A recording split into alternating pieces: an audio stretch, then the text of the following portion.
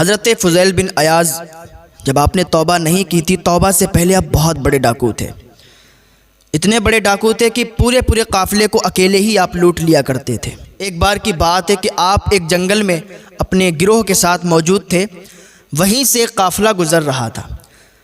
قافلہ گزرا تو ہلکی رات ہونے لگی تھی، اندھیرا ہونے لگا تھا۔ قافلے والوں نے کہا کہ رات ہونے لگی ہے، کیوں نہ ہم یہیں پر اپنا پڑاؤ ڈال لیں، اپنے قافلے کو یہیں پر روک لیں۔ تو انہوں نے وہاں پر ٹھہرنا چاہا، تو ایک آواز دینے والے نے آواز دی کہ اے قافلے والو، یہاں مت ٹھہرنا ورنہ پچھتاؤ گے۔ یہاں پر ایک فضیل بن عیاض نام کا ڈاکو ہے جو پورے قافلے کو اکیلے ہی لوٹ لیا کرتا ہے۔ اگر تم اپنی جان جوکھے میں ڈالو، اگر تم یہاں لٹنا چاہتے ہو تو یہاں رک جاؤ، ورنہ یہاں سے چلے جاؤ، ورنہ لٹ جاؤ کہ وہ اکیلا ہی آ کے تمہیں لوٹ لے گا۔ حضرت فضیل بن عیاض وہ سن رہے تھے، کانوں میں جب یہ آواز آئی اور قافلے والوں نے جب یہ آواز سنی تو قافلے والے وہاں سے چلنے لگے۔ جیسے ہی چلنے لگے تو ادھر سے فضیل بن عیاض نے آواز دی کہ او قافلے والوں رکو، کہاں جا رہے ہو؟ میں فضیل بن عیاض جو آج تک سب سے بڑا ڈاکو تھا، میں فضیل بن عیاض ہوں اور تمہارے سامنے ہوں، اور آج سے میں توبہ کرتا ہوں کہ آج کے بعد کبھی بھی میں ڈاکہ نہیں ڈالوں گا، آج کے بعد کبھی بھی میں لوگوں کو لوٹوں گا نہیں، قافلے والوں کو نہیں لوٹوں گا۔ کیونکہ حضرت فضیل بن عیاض کے دل میں ایک دم رقت طاری ہو گئی اور فوراً انہوں نے سچے دل سے توبہ کر لی۔ پھر ان قافلے والوں کو آپ نے اپنے پاس بلایا، ان کی مہمان نوازی بھی کی۔ تو انسان کو توبہ کرنا چاہیے، جب بھی توبہ انسان کرے سچے دل سے ایک بار توبہ کر لے، اللہ تعالیٰ معاف فرمانے والا ہے، وہ معاف فرما دیتا ہے۔ اللہ فرماتا ہے میرے بندے آ تو صحیح، میں تیری توبہ قبول فرماؤں گا۔ اللہ غفور الرحیم ہے، وہ ایک توبہ سے معاف فرما دیتا ہے۔ انسان چاہتا ہے کہ میں بہت بڑا گناہ گار ہوں، میں کیا کروں؟ آپ کو چاہیے کہ سچے دل سے آپ توبہ کریں اللہ کی بارگاہ میں، تو اللہ ضرور معاف فرمانے والا ہے، وہ معاف فرما دے گا۔ بس آئیں اللہ کی بارگاہ میں، اپنی مسجدوں کو آباد کریں، اپنے عبادت خانوں کو آباد کریں، عبادت کریں اللہ کی بارگاہ میں آ کے۔ پھر دیکھیں اللہ تعالیٰ کیسے آپ کی زندگیوں میں بہاریں پیدا کر دیتا ہے، پھر دیکھیں اللہ تعالیٰ کیسے آپ کی زندگی میں چار چاند لگا دیتا ہے۔ لوگ کہتے ہیں کہ ہم تو توبہ کرتے رہتے ہیں، ہم کوئی گناہ بھی نہیں کرتے، پھر بھی ہم پہ پریشانی، ہم پہ مصیبتیں آ جاتی ہیں۔ تو یاد کریں اپنے نبی صلی اللہ تعالیٰ علیہ وسلم کو کہ آپ نے پیٹ پر پتھر بھی باندھے گئے، آپ پر کوڑا بھی ڈالا گیا ہے، آپ کو تکلیفیں بھی دی گئی ہیں طرح کی، لیکن آپ نے کبھی کسی کے لیے بد دعا نہیں کی۔ تو حضور صلی اللہ تعالیٰ علیہ وسلم کو بھی بہت زیادہ تکلیفیں دی گئی ہیں، بھوکے رہے گئے، صحابہ بھوکے رہے گئے، لیکن کبھی بھی کسی کو برا بھلا نہیں کہا۔ آج ہماری یہ عادت ہے کہ اگر ہم ایک دن بھوکے رہ جائیں اور ہمیں کھانا نصیب نہ ہو تو ہم لان تان کرنے لگتے ہیں اور اللہ کے اوپر تانا کسنے لگتے ہیں، تو یہ بات بہت غلط ہے۔ آپ صبر کرنا سیکھیں، صبر کریں گے اللہ تعالیٰ آپ کو صبر کا پھل عطا فرمائے گا۔ تو میرے بھائیو آ جاؤ اللہ کی بارگاہ میں توبہ کر لو، اللہ تعالیٰ تمہیں ایک توبہ سے معاف فرما دے گا۔ ماں کی عظمت، ماں کی عزت کیا کریں۔ ماں کا رتبہ بڑا بلند ہوتا ہے، باپ کا رتبہ بڑا بلند ہوتا ہے۔ ماں باپ اگر راضی ہیں تو اللہ بھی راضی ہے، ماں باپ کی رضا میں ہی اللہ کی رضا ہے۔ اگر آپ نفل نماز پڑھتے ہو اور ماں باپ میں سے کوئی بھی آپ کو بلائے تو آپ اس کی بات کا جواب دیں، لبیک کہتے ہوئے ان کے سامنے حاضر ہوں۔ ایک عابد شخص تھا، عبادت گزار تھا، رات و دن اللہ تعالیٰ کی عبادت کرتا رہتا تھا۔ ایک دن ان کی ماں ان سے ملنے کے لیے آئیں، یہ شخص نفل نماز پڑھ رہا تھا۔ ان کی ماں نے آواز دی، بیٹا میں آئی ہوں، میں تجھ سے ملنا چاہتی ہوں، میں تجھ سے ملاقات کرنا چاہتی ہوں، بیٹا مجھ سے مل لے آ کے، مجھ سے دو باتیں کر لے آ کے۔ لیکن یہ نفل نماز پڑھ رہا تھا، اس نے سوچا یا اللہ میں نماز پڑھ رہا ہوں، نماز توڑوں یا ماں سے ملاقات کے لیے جاؤں؟ یا اللہ ادھر ماں بیٹھی ہوئی ہے، ماں مجھ سے ملاقات کرنے کے لیے آئی ہے اور میں تیری عبادت کر رہا ہوں، نفل نماز پڑھ رہا ہوں، یا اللہ میں کیا کروں؟ تو اس نے نماز کو ترجیح دی اور ماں سے بات نہیں کی، ماں کے پاس نہیں گیا، ماں واپس لوٹ گئی۔ دوسرے دن پھر ماں آئی، ماں نے پھر اپنے بیٹے کو آواز دی، بیٹا میں تجھ سے ملنے کے لیے آئی ہوں، میں تجھ سے ملاقات کرنے کے لیے آئی ہوں، بیٹا دو تین باتیں مجھ سے کر لے، بیٹا میرے پاس بیٹھ جا، مجھے سکون حاصل ہو جائے گا۔ یہ پھر نفل نماز پڑھ رہا تھا، فوراً اس نے اللہ کی بارگاہ میں عریضہ پیش کیا، یا اللہ میں نماز توڑوں تو ماں کے پاس جاؤں؟ اس نے نماز نہیں توڑی، پھر اس نے نماز کو ترجیح دی، نفل نماز کو ترجیح دی اور ماں سے ملاقات نہیں کی۔ ماں کا دل ٹوٹ گیا، ماں مایوس ہو کے پھر گھر واپس چلی گئی اور ماں نے اس کے لیے بد دعا کر دی، یا اللہ یہ مجھ سے ملاقات کرنے کے لیے نہیں آیا، اے میرے پروردگار اس کو تو ذلیل و رسوا کر، اور جب تک اس کو موت نہ دینا جب تک یہ ذلیل و رسوا نہ ہو جائے۔ وہ عابد شخص، وہ عبادت گزار شخص، ہر وقت اللہ کی عبادت کرنے والا، ماں سے صرف ملاقات نہیں کی، اس وجہ سے ماں نے بد دعا دی تو دیکھو کیا ہوتا ہے۔ ایک دن یہ نماز پڑھ رہا ہے اور یہ جہاں پر نماز پڑھتا تھا وہاں پر ایک چرواہا تھا جو بکریاں چراتا تھا اور وہاں پر آرام کرنے کے لیے بیٹھ جایا کرتا تھا۔ تو وہاں پر اس چرواہے نے زنا کیا اور کچھ دنوں کے بعد جس سے زنا کیا تھا اس کا بچہ ہوا۔ جب وہ بچہ ہوا تو اس نے تہمت لگا دی کہ اسی عابد کا یہ بچہ ہے۔ اس عورت نے بھی تہمت لگا دی یہ عابد کا بچہ ہے، کیونکہ ادھر ماں نے بد دعا کی تھی تو ذلیل تو اسے ہونا تھا۔ اس عابد شخص پر جب تہمت لگی تو لوگ آ گئے اپنے اپنے ہاتھوں میں لاٹھی لے کے، لوگ اس کے دروازے پر آ گئے جہاں پر وہ عبادت کرتا تھا اللہ تعالیٰ کی، اس کے عبادت خانے کو توڑنے لگے، اس کو بلانے لگے، باہر نکل، تو عابد کی شکل میں شیطان ہے، تو نے ایک لڑکی سے زنا کیا اور وہ بچہ پیدا ہوا تو تم ماننے کو بھی تیار نہیں ہے۔ لوگ اس کو برا بھلا کہنے لگے، ذلیل کہنے لگے، ذلیل کرنے لگے، اور لوگوں نے اس کے عبادت خانے کو توڑنا شروع کر دیا۔ یہ باہر نکلا، لوگوں سے لاکھ گناہ کہتا رہا کہ میں نے یہ نہیں کیا ہے، میں گناہگار نہیں ہوں، میں نے زنا نہیں کیا، اللہ کے واسطے میری بات مان لو۔ لیکن کون مانتا؟ اس عابد انسان نے سوچا اب کیا کریں، اللہ کی بارگاہ میں فریاد کی، اللہ اب میں کیا کروں کہ لوگ ان کو معلوم چلے کہ میں گناہگار نہیں ہوں۔ اس عابد انسان نے کیا کیا، وہ اسی بچے کے پاس، ابھی چھوٹا سا بچہ ہے، وہ اس بچے کے پاس گیا اور کہا، اے بچے تجھے حضرت موسیٰ علیہ السلام کا واسطہ ہے، تو بول اور بتا کہ تو کس کا بچہ ہے، تو کس کا بیٹا ہے۔ وہ چھوٹا سا بچہ بولتا کہ میں فلاں شخص کا بیٹا ہوں، میرا فلاں باپ ہے۔ جب اتنا اس نے کہا نا تو مجمع سے نعروں کی صدائیں بلند ہو گئیں اور لوگوں نے اس سے معافی طلب کی اور کہا، میں نے جو تمہارا گھر، تمہارا عبادت خانہ توڑا ہے میں اس کو صحیح کر دوں گا، سونے چاندی کا بنوا دوں گا۔ اس عابد نے کہا، تم سونے چاندی کا مت بنواؤ، جیسا میرا عبادت خانہ بنا تھا تم ویسا ہی بنا دو، کیونکہ اسے معلوم تھا کہ ماں نے بد دعا دی ہے، ماں کی بد دعا کی وجہ سے میں یہاں ذلیل ہوا ہوں۔ تو ماں کی بد دعا کبھی مت لینا میرے بھائیوں، ماں سے دعائیں ہی لینا، باپ سے دعائیں ہی لینا۔ ماں باپ کے قدموں کے نیچے جنت ہے، ماں کے قدموں کے نیچے جنت ہے تو باپ جنت کا دروازہ ہے۔ اپنے ماں باپ کو سمجھو، جب یہ دنیا سے چلے جاتے ہیں تو ریشم کے تکیے پر بھی نیند نہیں آتی ہے۔ ماں باپ کی عزت کرو، ان کی سیوا کرو۔ انسان کیا سوچتا ہے جب وہ بوڑھا ہو جاتا ہے؟ ماں باپ جب بوڑھے ہو جاتے ہیں ان کی تمنا ہوتی ہے کہ میرا بچہ ہمارا سہارا بنے گا، ہمارے بچے، ہماری اولاد ہمارا سہارا بنیں گے۔ وہ بچپن میں اپنے دانتوں سے چبا چبا کر روٹیاں کھلاتا ہے، بچپن میں انگلی پکڑ کے اپنے بچے کو چلنا سکھاتا ہے۔ ماں ایسی ہوتی ہے کہ بچے کو گیلے سے نکال کے سوکھے میں لٹاتی ہے اور خود گیلے میں سو جاتی ہے۔ ماں کی ممتا تو یہ ہوتی ہے، ماں کا پیار تو اتنا ہوتا ہے، لیکن باقی بچہ جب جوان ہو جاتا ہے تو کہتا ہے تم نے میرے لیے کیا ہی کیا ہے، تم نے کیا کیا میرے واسطے؟ تم نے کچھ نہیں کیا، تمہیں کچھ کرنا نہیں آتا، تمہیں سماج کے حساب سے جینا نہیں آتا، تم کچھ نہیں جانتے۔ اپنے ماں باپ سے کہتے ہیں کہ تمہیں کیا معلوم ہے دنیا میں آج کل ہو کیا رہا ہے۔ وہ ماں باپ جنہوں نے سخت محنتوں کے بعد اپنے بچوں کا پیٹ پالا ہے، اپنے بچوں کے پیٹ بھرے گئے، اپنی فیملی کو اچھا کھانا دیا، اچھا کپڑا دیا، اچھا پہننے کو دیا، لیکن وہی بچے ماں باپ کی گستاخ بنتے ہیں نا، ماں باپ کے دل ٹوٹ جاتے ہیں، ماں باپ کے دل ٹوٹ جاتے ہیں۔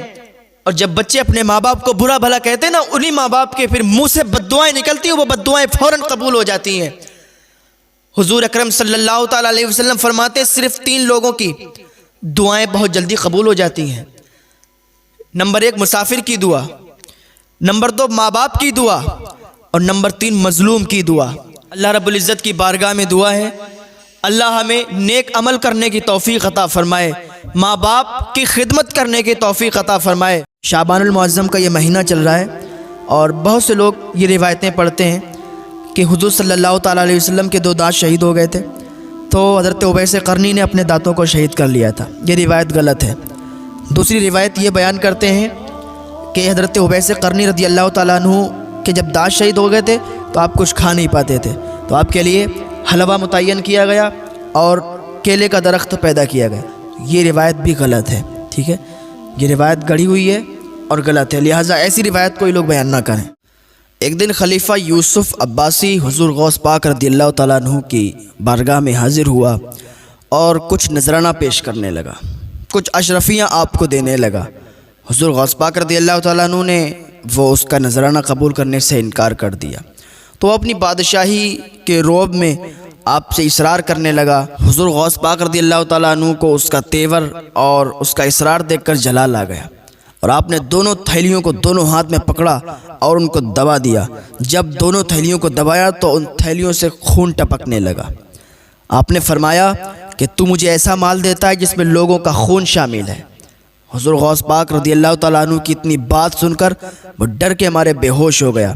پھر حضور غوث پاک رضی اللہ تعالیٰ عنہ نے ارشاد فرمایا کہ اللہ رب العزت کی ذات کی قسم کہ اگر اس کو خاندان نبوت سے نسبت نہ ہوتی تو میں اس خون کو اس کے محل تک بہا دیتا۔ دوسری بار پھر ایک دن خلیفہ یوسف عباسی حضور غوث پاک رضی اللہ تعالیٰ عنہ کی بارگاہ میں حاضر ہوا اور عرض کرنے لگا، حضور میں آپ کی بارگاہ میں اس لیے حاضر ہوا ہوں، میں کوئی کرامت دیکھنا چاہتا ہوں، آپ مجھے کوئی کرامت دکھائیں۔ حضور غوث پاک رضی اللہ تعالیٰ عنہ نے ارشاد فرمایا، کیا کرامت دیکھنا چاہتا ہے، کیا دیکھنا چاہتا ہے؟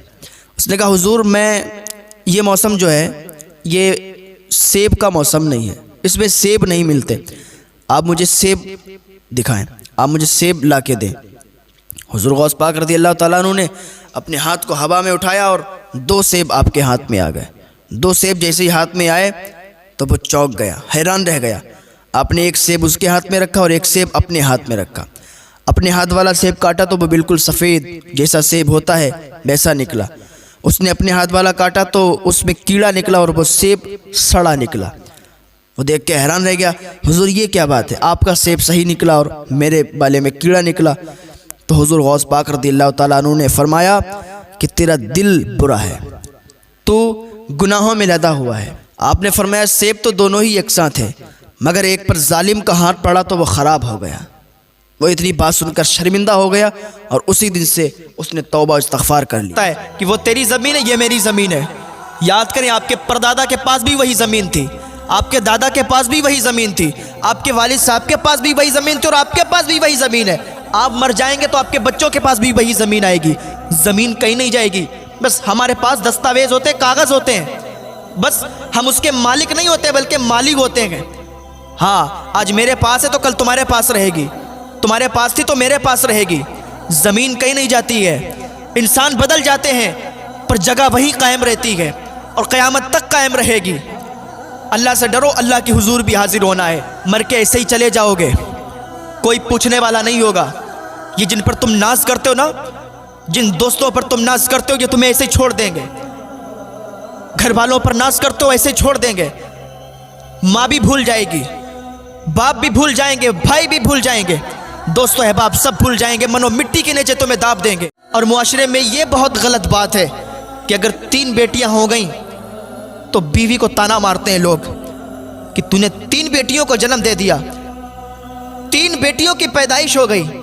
اب یہ بتائیں جو 3 بیٹیاں جس کے یہاں ہوئی یا 7 بیٹیاں جس کے یہاں پیدا ہوئیں، کیا اس عورت کی غلطی ہے؟ کیا اس بیوی کی غلطی ہے؟ آپ بتائیں مجھے۔ اللہ رب العزت اس کو بیٹی دینے والا ہے، اللہ رب العزت اس کو بیٹا دینے والا ہے، لیکن اگر بیٹی پیدا ہوئی ہے تو اس میں بیوی کی کوئی غلطی نہیں ہے، یہ اللہ کے حکم سے سب ہوا ہے، اللہ نے کیا ہے تب ہوا ہے۔ اگر آپ بیوی کو تانا ماریں گے نا اللہ ناراض ہوگا۔ ہاں وہ رب تو سمندروں میں مچھلیوں کو بھی رزق دیتا ہے، جنگلوں میں جانوروں کو بھی رزق دیتا ہے، تم تو انسان ہو یار، 200-300 گرام کھانے والے انسان، اپنے بازوؤں پر تمہیں یقین نہیں رہا، اللہ پر بھروسہ نہیں رہا تمہیں، اپنے آپ کما کر کھانا سیکھیں۔ یہ جہیز نام کی چیز ختم ہو جائے گی تو جو بیٹیاں بیٹھی ہیں نا 40-40 سال 50-50 سال کی بیٹیاں بیٹھی ہوئی ہیں، لڑکیاں بیٹھی ہوئی ہیں، رشتے نہیں آ رہے, شادیاں نہیں ہو رہی. کیوں؟ غریب بیٹیاں ہیں, غریب باپ کی بچیاں ہیں. لوگ اس لیے رشتہ نہیں بھیج رہے ہیں کہ ہمیں ملے گا کیا, وہاں سے تو کچھ نہیں ملے گا, پھر ہم وہاں رشتہ کیوں کریں. 30 40 سال 50 سال کی لڑکیاں بیٹھی ہوئی ہیں لیکن ان کے رشتے نہیں ہو رہے ہیں. اللہ کرے لوگوں کے ذہنوں میں عقل آ جائے اور لوگ سمجھ جائیں. رشتہ غریب دیکھ کر ٹھکراؤ نا, رشتہ غریب دیکھ کر مت ٹھکراؤ. اللہ ناراض ہوتا ہے ایسے لوگوں سے جن کی یہ سوچ رہتی ہے کہ غریب کی بچی وہاں ملے گا کیا. آج جس گھر کے حصے کے لیے بھائی لڑتے ہیں, وہ گھر کل کسی اور کا تھا اور پھر کسی اور کا ہونے والا ہے. یہ مرنے والے ہیں, یہ مر جائیں گے, یہ گھر یہیں رہے گا. آج میرے پاس ہے تو کل تمہارے پاس رہے گا. یہ گھر کہیں نہیں جانے والا, یہ زمین کہیں نہیں جانے والی. بس کاغذات پہ ہمارے سائن ہو جاتے ہیں, ہمارے پاس آ گیا. ہمارے جانے کے بعد دوسروں کے پاس چلے جائیں گے, ان کے سائن ہو جائیں گے, ان کے پاس چلے گیا. تو یاد رکھیں گھر وہیں رہتا ہے, بس نفرتیں پیدا ہو جاتی ہیں, بھائی میں جھگڑے ہو جاتے ہیں. اگر اس بات کو سمجھ جائیں تو معاشرے سے یہ بیماری ختم ہو جائے گی کہ زمین یہیں رہے گی اور انسان بدل جائیں گے. احادیث میں یہ مضمون ملتا ہے کہ اللہ تعالیٰ شب برات میں بنو قلب کی بکریوں کے بالوں کے برابر گناہگاروں کو آزاد فرماتا ہے, لیکن کچھ بدبخت اس رات میں بھی نہیں بخشے جاتے, شب برات میں بھی نہیں بخشے جاتے. شرابی نہیں بخشے جاتے, زنا کے عادی نہیں بخشے جاتے, والدین کے نافرمان, والدین کے گستاخ نہیں بخشے جاتے. میرے بھائیوں, آج ہی توبہ کر لو, آج ہی سچی توبہ کر لو اور اللہ کے حضور حاضر ہو جاؤ. آج توبہ کر لو گے, اللہ تمہیں معاف فرمانے والا ہے, معاف فرما دے گا اپنی رحیمی کریمی کے صدقے. آج کی یہ رات بڑی بابرکت ہے, شب برات. اس رات میں اللہ تعالیٰ بے حساب گناہگاروں کو بخشتا ہے. دنیا میں زیادہ دن ہمیں جینا نہیں ہے, زیادہ سے زیادہ 60 سال 100 سال جینا ہے. اس کے بعد اللہ کے حضور جانا ہی ہے, اس کے بعد قبر میں جانا ہے, اللہ کے سامنے پیش ہونا ہے, حساب و کتاب ہونا ہے, سب کچھ ہونا ہے. تو ابھی آ جائیں اللہ کی بارگاہ میں. یہ مبارک رات ہے, اس رات میں آپ توبہ کر لیں گے, اللہ آپ کو معاف فرمانے والا ہے, معاف فرما دے گا. اور شب برات میں کچھ عمل ہیں وہ کریں تو ان سے آپ کو بہت زیادہ ثواب حاصل ہوگا. مان لیجئے آج ابھی 14 شعبان ہے اور جب شب آئے گی یہ مغرب کے بعد یہ تاریخ تبدیل ہو جائے گی, 15 شعبان آ جائے گی, یعنی شب برات آ جائے گی. تو مغرب کے بعد سب سے پہلا جو آپ کو عمل کرنا ہے وہ یہ کرنا ہے کہ بیری کے 7 پتے لینا ہے اور ان 7 پتوں کو پیسنا ہے سل وغیرہ پہ یا کسی چیز سے مکسر سے پیسنا ہے, پیس کے اور اس کو کسی برتن میں آپ کو ڈال دینا ہے. برتن میں ڈالیں گے, کسی گلاس میں, جگ میں, کسی بھی برتن میں, اس میں تھوڑا پانی ڈالیں گے, 1 مرتبہ آیت الکرسی پڑھیں گے, دم کر دیں گے اور 3 گھونٹ پی لیں گے اور جو باقی بچے گا اس کو کسی ٹب میں کسی بالٹی میں ڈال دیں گے جس سے آپ غسل کرتے ہیں, اور اس میں ڈال کے پھر آپ نہا لیں گے. اس سے فائدہ کیا ہوگا؟ 1 سال تک انشاءاللہ جادو کا اثر نہیں ہوگا آپ پر. یہ تو پہلا طریقہ ہو گیا. دوسرا طریقہ یہ ہے کہ اس کو اکثر حضور مفتی اعظمین اور حضور اعلیٰ حضرت رضی اللہ تعالیٰ عنہ اور ہمارے بہت سے بزرگ حضرات کیا کرتے تھے کہ 7 بیری کے پتوں کو ایک برتن میں تھوڑا سا ابالنا ہے, ان کو کھولانا ہے, پانی کو تھوڑا سا گرم کرنا ہے اور وہی پانی کسی ٹب میں کسی بالٹی میں ڈالنا ہے اور اس سے پھر غسل کر دینا ہے, نہا لینا ہے. ہاں, یہ 1 سال تک آپ انشاءاللہ جادو جنات ٹونا ٹٹکا سے محفوظ رہیں گے. ہاں, جو لوگ پریشان ہوتے ہیں نا کہ جادو جنات ٹونا ٹٹکا سے, تو یہ عمل ضرور کریں. پھر یہاں سے شروعات ہوئی. اب کیا ہے, اور ضروری یہ ہے کہ 14 شعبان کو بھی روزہ رکھیں اور 15 شعبان کو بھی روزہ رکھیں, بہتر ہے. پھر کیا کریں آپ, نماز عشاء کا وقت ہو, نماز عشاء ادا کریں, اس کے بعد آپ اللہ کو راضی کرنے میں لگ جائیں. ویسے تو پوری زندگی اللہ کو راضی کریں, پوری زندگی ہی عبادت کریں, نمازیں ادا کریں, لیکن کچھ بابرکت دن ہوا کرتے ہیں, بابرکت راتیں ہوا کرتے ہیں جن میں اللہ تعالیٰ بے حساب اللہ تعالیٰ کی رحیمی کریمی کے صدقے سے لوگ معاف کیے جاتے ہیں اور اللہ رب العزت کی عطائیں ہوتی ہیں. تو شب برات انہی راتوں میں سے ایک رات ہے جس میں بے حساب اللہ تعالیٰ اپنے بندوں کو معاف فرماتا ہے. آپ بھی توبہ کریں, اللہ کے حضور آئیں اور کچھ عمل ہیں وہ عمل کریں. عمل کیا ہے؟ پوری رات میں جتنی آپ نفل ادا کر سکتے ہیں ادا کریں, رزق میں برکت کے لیے نفل ادا کریں. ہاں, گھر میں رشتے نہیں آ رہے ہیں ان کے لیے نفل ادا کریں. کوئی بھی کام ہے نہیں بن رہا ہے اس کے لیے آپ حاجت کے لیے نفل ادا کریں. پوری رات پڑی ہے جتنے نفل آپ ادا کر سکتے ہیں ادا کریں. ٹھیک ہے. اس کے بعد آپ کو کیا کرنا ہے؟ کچھ نفل پڑھنے کے بعد پھر آپ کو یہ عمل کرنے ہیں, یہ وظیفے کرنے ہیں. کیا کرنے ہیں؟ 1000 مرتبہ دعا استغفار پڑھنا ہے. استغفر اللہ تعالی ربی من کل ذنب و اتوب الیہ. اگر آپ کو یہ نہیں آتا ہے, اتنا لمبا نہیں آتا ہے, تو آپ تھوڑا سا پڑھیں استغفر اللہ استغفر اللہ استغفر اللہ استغفر اللہ. کتنی مرتبہ؟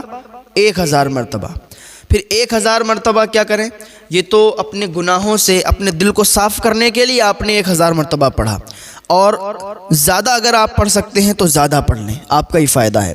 دوسرا, آپ مریض ہیں, آپ بیمار ہیں, یا آپ کا کوئی خاص بیمار ہے, آپ کے کوئی رشتہ دار بیمار ہیں, تو ان کے لیے بھی آپ کر سکتے ہیں اور اپنے لیے بھی کر سکتے ہیں. یا شافی یا کافی یا شافی یا کافی یا شافی یا کافی 1000 مرتبہ. ٹھیک ہے. پھر اس کے بعد آپ یا حی یا قیوم 1000 مرتبہ پڑھیں. اس کے بعد ایک عمل کریں, افحسبتم انما خلقناکم عبثا, یہ آپ 1000 مرتبہ پڑھیں. اس کے بعد رزق میں خیر و برکت کے لیے, لوگ پریشان ہوتے ہیں نا کہ رزق میں برکت نہیں ہوتی ہے, گھر میں پیسہ آتا ہے رکتا نہیں ہے, تو اس کے لیے آپ 1000 مرتبہ یا غنی یا مغنی یا واسطو یا رزاق, یا غنی یا مغنی یا واسطو یا رزاق, یہ پڑھیں 1000 مرتبہ. یہ مختصر سے وظائف ہیں, عمل ہیں, ان کو آپ کریں, انشاءاللہ بہت زیادہ اس کا آپ کو فائدہ حاصل ہوگا. اور پھر اس کے بعد پھر نمازیں پڑھنا شروع کر دیں, نفل پڑھنا شروع کر دیں. پھر اگر آپ سونا چاہتے ہیں تو سوئیں تھوڑی دیر کے لیے, اور پھر اٹھیں, پھر تہجد ادا کریں, کیونکہ تہجد کے لیے ایک نیند سونا یہ ضروری ہے. تو سوئیں اور پھر اٹھ جائیں تہجد ادا کرنے کے لیے.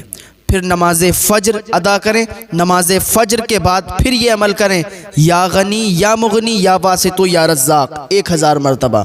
ہاں, اس کے بعد آپ پھر اپنے کام میں لگ جائیں, جو بھی آپ کرتے ہو لگ جائیں. پھر دیکھیں آپ کی زندگی میں کیسے 4 چاند لگ جاتے ہیں, کیسی بہار آتی, نئی امنگ پیدا ہوتی ہے. ہاں, اس کو کر کے دیکھیں ایک بار, انشاءاللہ سارے بگڑے ہوئے کام آپ کے انشاءاللہ پورے ہو جائیں گے. بس امید اللہ رب العزت پر رکھیں, بھروسہ اللہ رب العزت پر رکھیں, انشاءاللہ آپ کے سارے ہی کام بنتے نظر آئیں گے.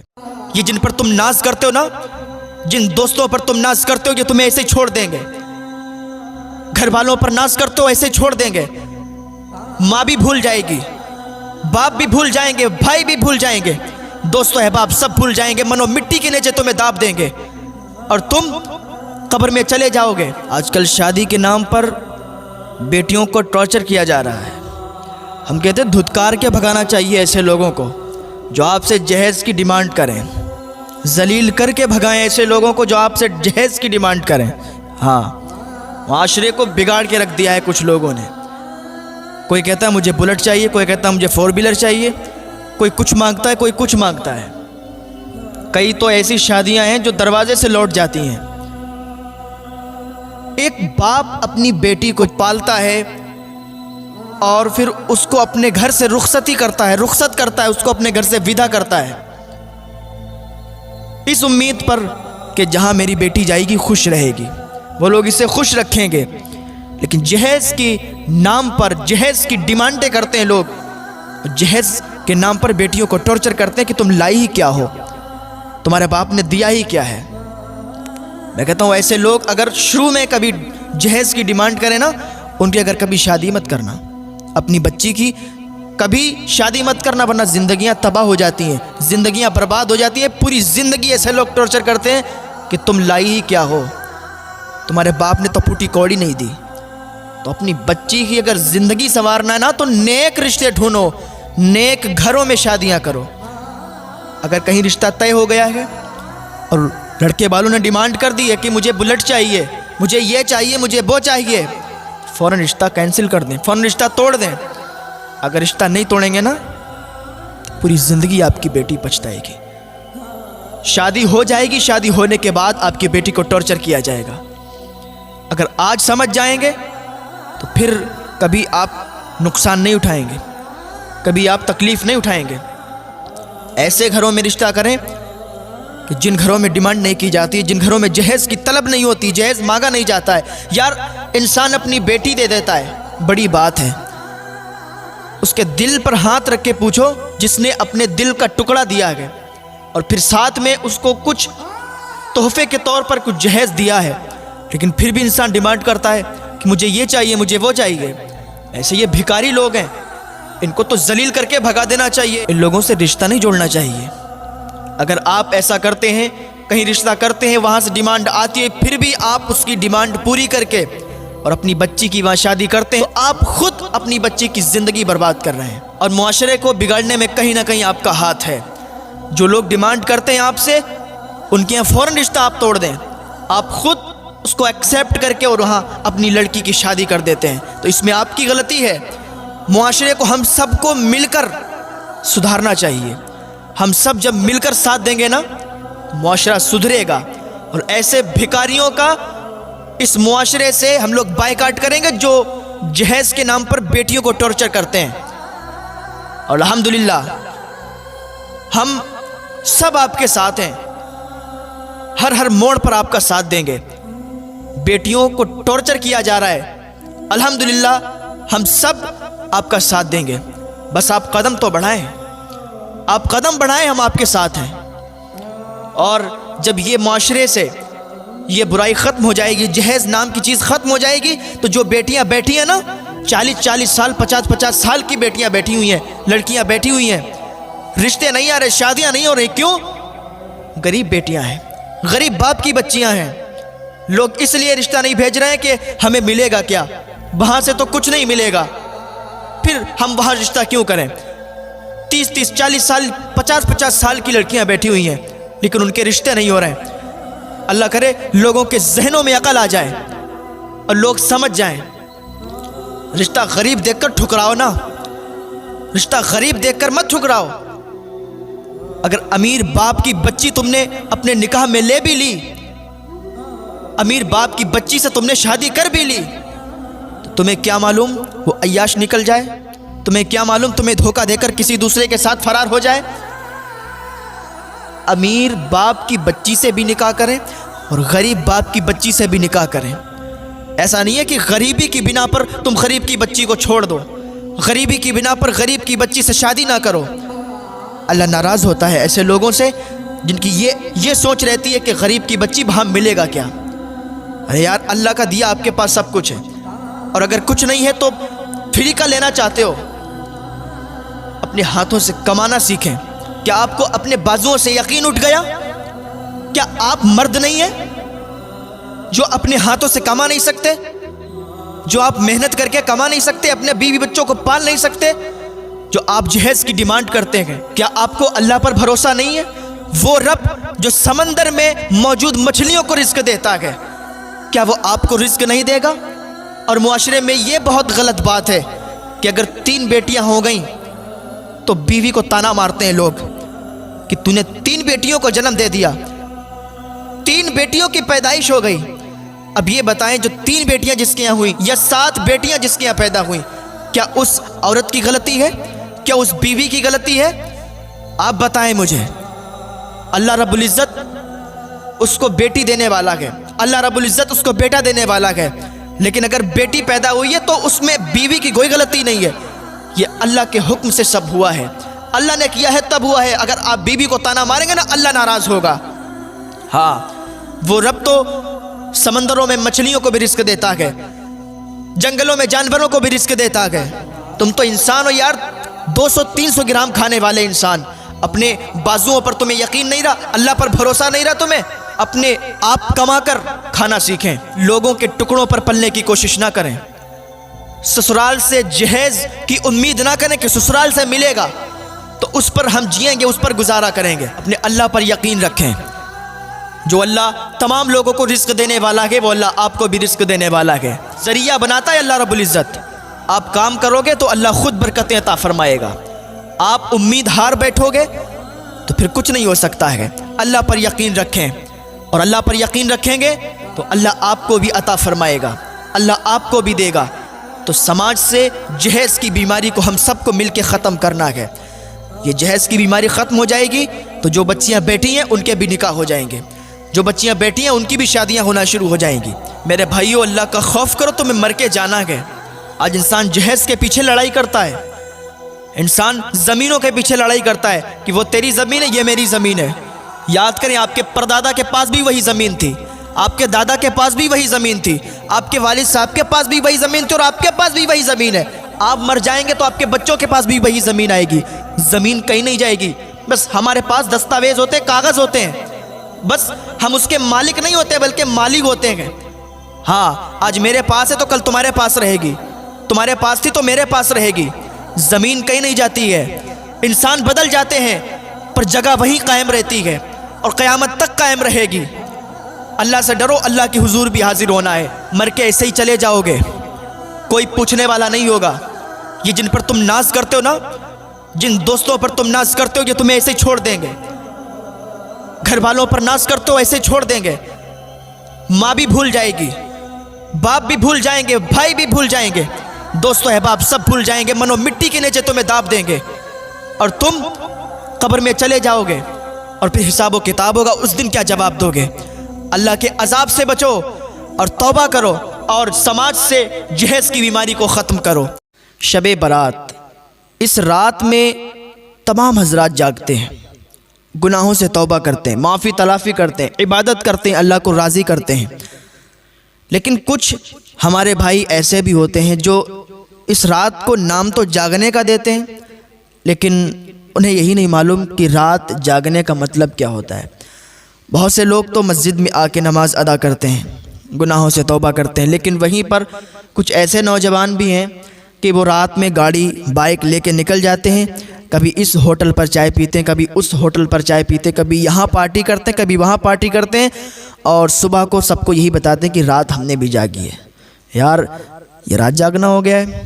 یہ رات جاگنا نہیں ہوتا ہے۔ جاگنا اسے کہتے ہیں کہ آپ مسجد میں آئیں، نمازیں ادا کریں، گناہوں سے توبہ کریں، معافی تلافی کریں، اور پوری رات آپ عبادت کریں۔ اور اس بابرکت رات میں آپ کو میں بتاؤں کہ آپ کچھ نمازوں کا بھی اہتمام کریں۔ وہ کس طریقے سے اور کیا ادا کریں وہ بھی آپ سنیں۔ سب سے پہلے آپ اوابین کی نماز ادا کریں۔ اوابین کی نماز کیسے پڑھی جاتی ہے؟ یہ مغرب کی نماز کے بعد فوراً بعد 6 رکعت نماز ہوتی ہے۔ ہاں، حضور صلی اللہ تعالیٰ علیہ وسلم نے ارشاد فرمایا کہ جو شخص نماز مغرب کے بعد 6 رکعت اوابین ادا کرتا ہے، اور اس طرح ادا کرتا ہے کہ بیچ میں درمیان میں کوئی بری بات نہ کہے، تو اللہ رب العزت اسے 12 سال عبادت کرنے کا ثواب عطا فرماتا ہے۔ سبحان اللہ، کتنا زیادہ ثواب ہے ماشاءاللہ۔ تو یہ اوابین کی نماز 6 رکعت آپ ادا کریں۔ کیسے ادا کریں گے؟ آپ نیت 2 رکعت کر کے باندھیں۔ نیت کوئی الگ نہیں باندھی جاتی ہے، کوئی الگ طریقہ نہیں ہے، نیت دل کے ارادے کا نام ہے۔ بس آپ دل میں ارادہ کر لیں یا زبان سے کہہ دیں کہ میں اوابین کی نماز پڑھ رہا ہوں، میں نے اوابین کی نماز کی نیت کی ہے، بس آپ کی نیت ہو گئی۔ اس کے بعد پھر آپ صلاۃ التسبیح پڑھنے کا اہتمام کریں۔ صلاۃ التسبیح کا بہت زیادہ ثواب ہے، اللہ تعالیٰ بے حساب آپ کے گناہوں کو معاف فرما دیتا ہے۔ حضور صلی اللہ تعالیٰ علیہ وسلم نے اپنے چچا حضرت عباس رضی اللہ تعالیٰ عنہ کو اور تمام صحابہ کو صلاۃ التسبیح پڑھنے کی ترغیب دی ہے۔ تو آپ کو چاہیے کہ یہ نماز جو ہے ہفتے کے ہفتے پڑھیں، یا روز اگر پڑھ سکتے ہیں تو روز پڑھیں، اور اگر ہفتے کے ہفتے یا روز نہیں پڑھ سکتے ہیں تو مہینے کے مہینے پڑھیں۔ مہینے کے مہینے ادا نہیں کر سکتے ہیں تو سال کے سال ادا کریں، اور اگر سال کے سال بھی ادا نہیں کر سکتے ہیں، ویسے تو ادا کر سکتے ہیں، اتنی زیادہ بھی اس میں ٹائم نہیں لگتا ہے، ادا کرنے میں کوئی دقت نہیں ہے، 20-25 منٹ لگتے ہیں۔ اگر سال میں بھی ادا نہیں کر سکتے تو زندگی میں 1 مرتبہ یہ نماز ضرور ادا کریں، بہت زیادہ اس میں ثواب ہے۔ اس نماز کو کیسے پڑھیں گے؟ اس کو دیکھیں، ایسے پڑھتے ہیں۔ سب سے پہلے آپ نے 4 رکعت نماز تسبیح کی نیت باندھی، اسی طریقے سے کہہ دیں آپ میں نے صلاۃ و تسبیح کی نیت کی ہے، یا میں صلاۃ و تسبیح پڑھ رہا ہوں، تو یہ آپ کی نیت ہو گئی، ٹھیک، دل میں ارادہ کر لیں، نیت ہو گئی۔ ثنا پڑھیں، ثنا پڑھنے کے بعد 15 مرتبہ آپ یہ تسبیح پڑھیں، سبحان اللہ والحمد للہ ولا الہ الا اللہ واللہ اکبر، ٹھیک ہے۔ اس کے بعد آپ سورہ فاتحہ پڑھیں۔ سورہ فاتحہ پڑھنے کے بعد کوئی سورت اور ملائیں۔ اس کے بعد پھر 10 مرتبہ آپ سبحان اللہ والحمد للہ ولا الہ الا اللہ واللہ اکبر یہ پڑھیں۔ اس کے بعد آپ رکوع کریں، رکوع میں جائیں، سبحان ربی العظیم 3 مرتبہ پڑھیں۔ اب ایک بات اور سمجھ لیں، سبحان ربی العظیم، اگر کسی کے منہ سے سبحان ربی العظیم نہیں نکل پاتا ہے تو آسانی کے لیے بتاتا ہوں، وہ سبحان ربی الکریم ادا کرے، کیونکہ اگر معنی لفظ جب بدلے گا تو معنی بھی بدل جائے گا، اور جب معنی بدل جائے گا تو پھر گناہ پڑے گا، تو سبحان ربی الکریم پڑھیں زیادہ بہتر ہے۔ اس کے بعد آپ کیا کریں، 10 مرتبہ پھر یہی تسبیح پڑھیں، سبحان اللہ والحمد للہ ولا الہ الا اللہ واللہ اکبر، رکوع میں ہی یہ تسبیح پڑھیں۔ اس کے بعد آپ کھڑے ہو جائیں، پھر آپ 10 مرتبہ یہی تسبیح پڑھیں، اور پھر آپ سجدے میں چلے جائیں، سبحان ربی الاعلیٰ 3 مرتبہ پڑھیں۔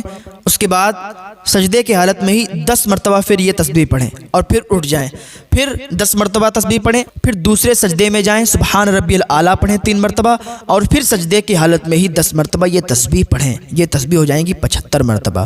ایک رکعت میں 75 مرتبہ تسبیح پڑھنا ہے، سبحان اللہ والحمد للہ ولا الہ الا اللہ واللہ اکبر، یہ والی تسبیح۔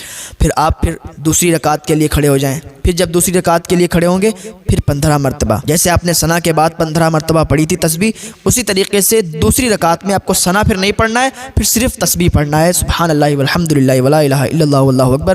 پھر اسی طریقے سے جیسے پچھلی رکعت میں آپ نے 10 مرتبہ کر کے پڑھی تھی، اسی طریقے سے آپ اس رکعت میں بھی پڑھیں، یعنی ہر رکعت میں 75 بار جب آپ پڑھیں گے تو 4 رکعت میں 300 مرتبہ یہ تسبیح ہو جائے گی، اور چوتھی رکعت میں سلام پھیر دیں، یہ آپ کی صلاۃ و تسبیح مکمل ہو جائے گی، اور اس کا ثواب بے انتہا ہے، بہت زیادہ اس کا ثواب ہے۔ اللہ تعالیٰ کی بارگاہ میں دعا ہے کہ ہمارے بھائیوں کو توفیق عطا فرمائے کہ وہ صلاۃ و تسبیح ادا کریں۔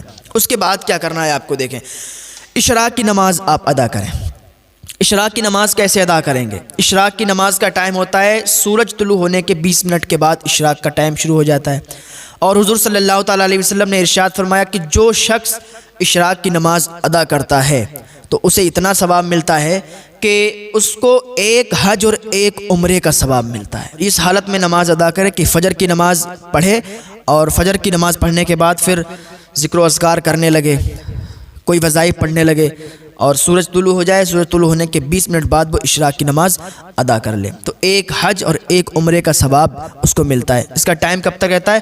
ظہور کبریٰ تک اس کا ٹائم رہتا ہے۔ کر لے اشراق کی نماز 4 رکعت پڑھ لے، 2 رکعت کر کے پڑھ لے، پھر نماز چاشت ادا کرے، چاشت کی نماز بھی 4 رکعت پڑھے، 2 رکعت کر کے، ٹھیک ہے۔ اس کا ثواب کیا ہے اور اس کا ٹائم کب سے کب تک ہے؟ چاشت کا ٹائم جو ہے اشراق کے فوراً بعد چاشت کا ہی ٹائم ہے، اور اس کا بھی ٹائم جو ہے نصف النہار شرعی تک رہتا ہے، اور چاشت کی نماز کی فضیلت بہت ہے۔ حضور صلی اللہ تعالیٰ علیہ وسلم نے ارشاد فرمایا کہ جو شخص چاشت کی نماز ادا کرتا ہے تو اللہ تعالیٰ اس کے گناہوں کو معاف فرما دیتا ہے، اگرچہ اس کے گناہ سمندر کے جھاگ کے برابر بھی ہوں۔ ایک ہے کتنی زیادہ اس میں برکت اور کتنی زیادہ فضیلت ہے۔ آپ کو چاہیے کہ اس رات میں ہلڑ بازی نہ کریں، اس رات میں ادھر ادھر ہوٹلوں پہ چائے پینے کے لیے نہ جائیں، وہ ٹائم اور بھی مل جائے گا آپ کو۔ اس رات میں آپ اللہ اور رسول کا ذکر کریں، عبادت کریں، نیک عمل کریں، بہت زیادہ بابرکت رات ہے، اور اس رات میں اگر نیک عمل کریں گے تو ثواب آپ پائیں گے، ثواب آپ کو ملے گا۔ اس رات میں ہی اگر آپ سے کوئی رنجش رکھتا ہے، آپ سے کوئی برائی رکھتا ہے، تو اس کو بھی آپ خود منا لیں یار۔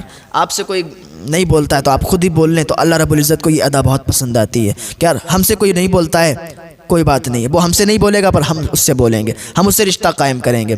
یا آپ کی کسی سے لڑائی ہو گئی، آپ اس سے نہیں بولتے تو آپ کو چاہیے کہ اس رات میں اس سے صلح کر لیں، اس سے بولیں، ہاں اس سے دوستی کر لیں، ٹھیک۔ یہ ادا بہت پسند آتی ہے، اور جو بھی آپ کے اوپر کسی کا حق آتا ہے ادا کر دیں۔ اگر آپ کسی سے ناراض ہیں اس کو معاف کر دیں، انشاءاللہ اللہ رب العزت اس کے صدقے میں آپ کو بہت زیادہ ثواب عطا فرمائے۔